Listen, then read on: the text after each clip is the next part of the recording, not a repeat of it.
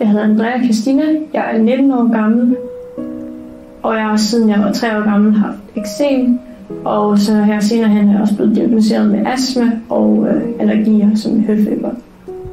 Da jeg var 3 år, da jeg første gang fik det, så jeg har faktisk bare været i den samme behandling, altså i 13 år. At min eksem aldrig ikke har været i kontrol, det har jo betydet, at jeg har været nødt til altid at planlægge mit liv og min hverdag ud fra min eksem.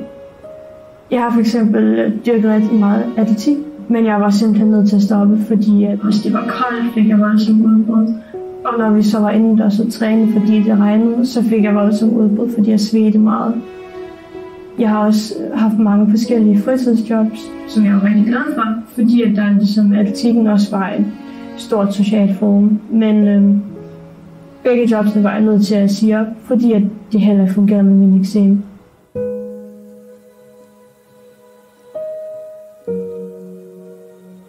Eksemen har også altid påvirket min skolegang rigtig meget. Når jeg har så slemt eksem, så sover jeg meget dårligt. Jeg ligger det meste af natten og klør mig.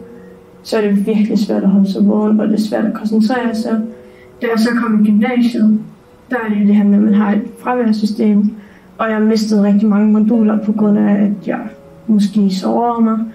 Eller at jeg kom for sent, fordi at jeg skulle smøre mig ind om morgenen. Fordi jeg havde glædet mig så meget. Og der var flere gange i 3.G, hvor jeg tænkte, at jeg kommer ikke igennem det her.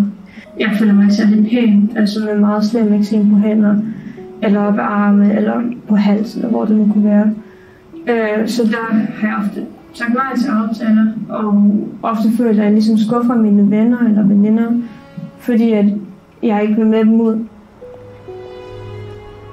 Min store drøm, den har altid været at skulle på et klassisk musikkonservatorium og spille guitar, men også det, så er det ikke simpelthen stopper for. Ja, mine fingerled, de var så hævet, at jeg kunne næsten ikke bøje mine hænder, og jeg havde sådan store revner i mine hænder over det hele. Men jeg ligesom nægtede at acceptere, at jeg havde ondt, så jeg valgte bare at spille alligevel, fordi jeg ville med til den her konkurrence. Jeg var så glad, mens man spiller, fordi det er det, man elsker. Men bagefter løb jeg bare ud og græd, fordi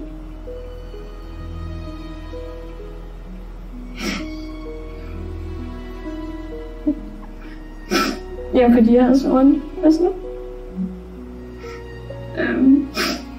Og siden det gik det bare ned ad bakke og så til der i april blev jeg nødt til at vigtigt som kunne finde. Man har selvfølgelig mange bekymringer for fremtiden. Kan man få den uddannelse, man drømmer om? Jeg har altid fået at vide fra min læge, at men du skal lige være opmærksom på, at med eksem, så kan du ikke blive læge, du kan ikke blive frisør eller kok. Drømmesnaret, det er jo at være frisk. Altså ikke have eksem og at kunne sove ordentligt og forhåbentlig kunne gå på konservatoriet og spille guitar og tage ud i byen en lørdag aften, hvis det er det, jeg har lyst til.